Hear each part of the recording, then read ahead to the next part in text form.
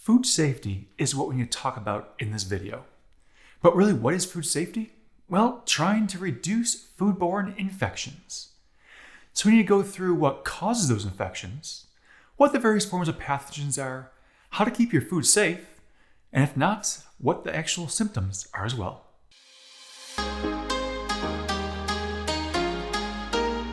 Food safety, reducing foodborne infections.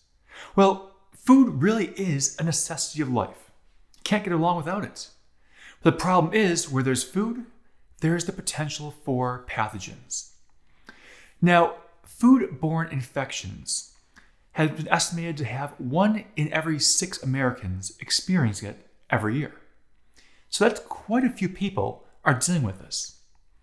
Now, this foodborne infection can be very mild, from a simple upset stomach, maybe a little feeling of nausea, but that can escalate very quickly through different stages, all the way up to life-threatening problems, things like hemolytic uremic syndrome.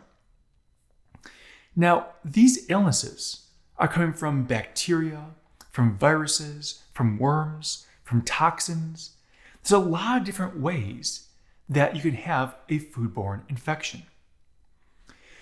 Now, every food has the possibility of being contaminated. Doesn't matter if it's meat or vegetables or grains, they all have a chance of contamination. Because contamination can occur anywhere from the processing of that food, to the packaging of that food, to the distribution of that food, and even in your own home, you can still cause contamination. Now, things like raw meat, raw fish, raw poultry have plenty of pathogens available and are huge areas or reservoirs for them to grow if left untreated. Now, bacteria, for example, it can spread from any of those, meat, fish, poultry, and spread to other foods you wouldn't normally think of, grains and vegetables. That can happen due to improper storage techniques. Maybe you're storing meats and vegetables together and they're actually mixing and touching. It could be the fact of not refrigerating, storing out on the counter, room temperature. It could be from shared utensils, preparing, let's say, a steak, and then the same exact utensils cutting up lettuce can cause cross-contamination. Now, we've already mentioned that these foodborne illnesses can be from mild to severe. The mild being nausea, maybe a little bit of upset stomach. That can kind of ramp up into diarrhea and vomiting, which then can get into a severe case of diarrhea or vomiting. And by severe, I'm talking about where if you even drink a little water, all of a sudden vomiting is occurring. In these cases, dehydration is a real problem and a real concern.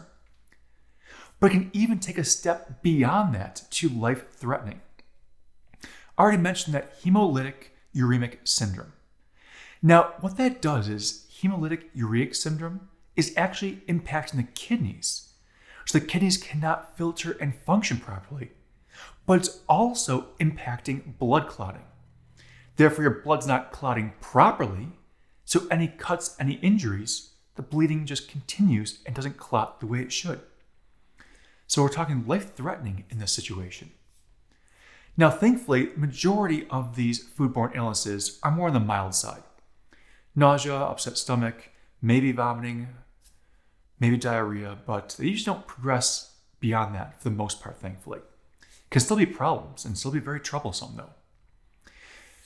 Now, all these different pathogens that are causing all these different problems, they actually come from many different categories.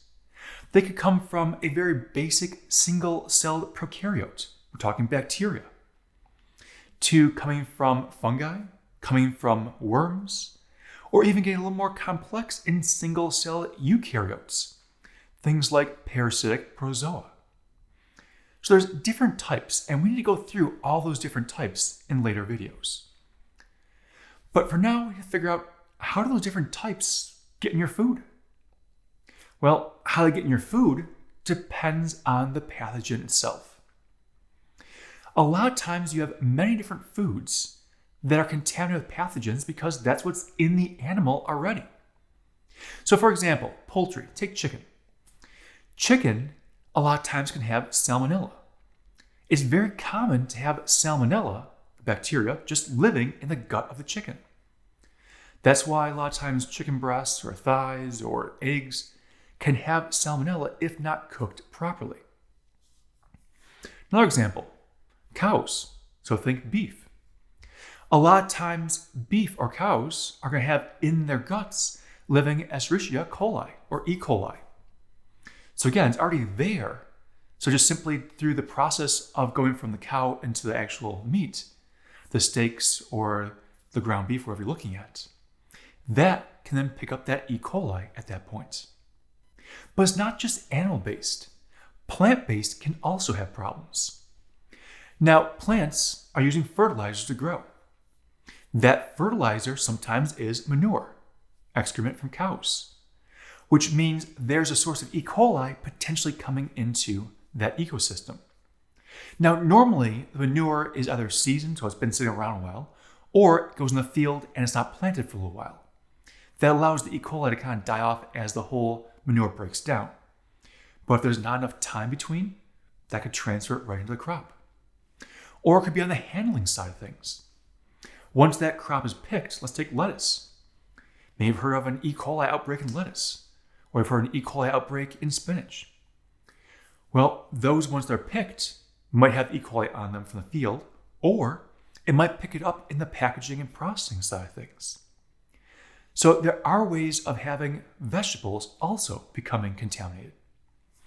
The CDC has identified over 250 different distinct foodborne illnesses, which means that's a lot of different ways one person can get infected. But they usually fall into two different categories. First off, infections. Now, infections primarily are bacteria, but you can have bacteria, viruses, protozoa, or worms. The nature of infection is the fact of whatever it is, so bacteria, virus, protozoa, worm, is actually what's causing the illness. So it's the physical presence of that pathogen. Now, these infections are just like any other infection you get. The only difference is they're found in the GI tract, stomach, intestines, for example. So infections, it's the actual pathogen causing the problem. The second category is going to be intoxication. Intoxication is when your body is exposed to toxins. Now, in the case of this, the toxin is what's then getting you sick. It could be from, for example, maybe a poisonous mushroom. It could be from different fungus. But it's that toxin that's caused the problem, not the actual organism. Sometimes these toxins are also parts of metabolism.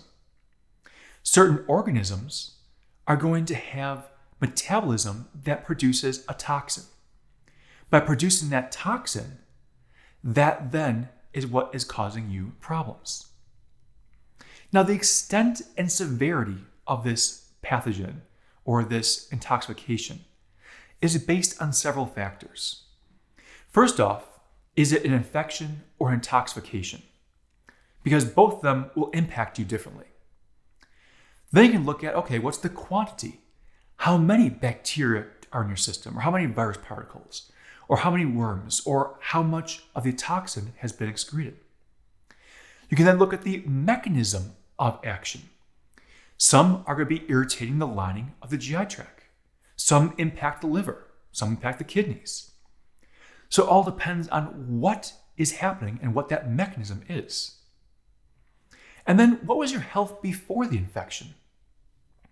Or before the intoxication?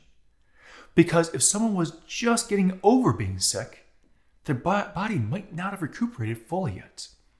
Or if they're very young or very old, or if they're immune compromised. All these things can have an impact on the extent and severity of the foodborne illness. Now, infections, I mentioned, are primarily bacteria-based, but they can really be any of those things we mentioned. So bacteria, things like E. coli, Salmonella, Campylobacter jejuni, Listeria, Monocytogenes, all of those will be talked about later And there's even more than that. That's just a few of the examples. Now, one reason for why bacterial infections are so prevalent, you can't necessarily know bacteria is there. The bacteria isn't really going to change the taste, won't change the smell, won't change the texture or look of the food you're eating, unless they're in very high concentrations. But normally, the little bit that's in there can get you sick, but you can't even know it's there, which allows you to ingest it, and then it starts to reproduce or grow inside your system and getting you sick at that point. Now, in a contrast, mold or fungus, you're going to see that as a difference. If you've seen moldy bread or you've seen a moldy orange or something, you can physically see that and it's like, oh, not eating that, thank you. But bacteria, you can't see that. They're too small and they really don't change the actual food usually. Which a lot of times is why then we have to figure out, okay, how do you preserve the food? That's refrigeration. That's in the freezer, for example. Now, refrigeration and freezing, they're going to either slow down or stop the growth of bacteria together. But they won't kill it. At least not the refrigerators or freezers you have in your household. Some very, very deep cold freezers in more of an industrial or research setting might, but household not going to do it. Which means when you bring that food back out, it's going to then have the same bacteria. And if it sits at room temperature, that bacteria can start to grow again. That's why it's so important if you're thawing anything or things are pulled out of the fridge. They're not able to get up to room temperature and then sit at room temperature. Now if you're thinking, hold on, I pull stuff out of the freezer, put it on the counter, let it thaw for a little bit. That's fine. But if that whatever's thawing gets to room temperature, so the actual inside of that food is room temperature and keeps sitting there, that's when problems can occur. So that's what we refer to as the danger zone. There's a whole chart kind of showing these different temperature ranges. If you're down in the bottom, fridge, freezer, you're slowing down or stopping bacterial growth. For the majority, there are still some that will grow in those temperatures.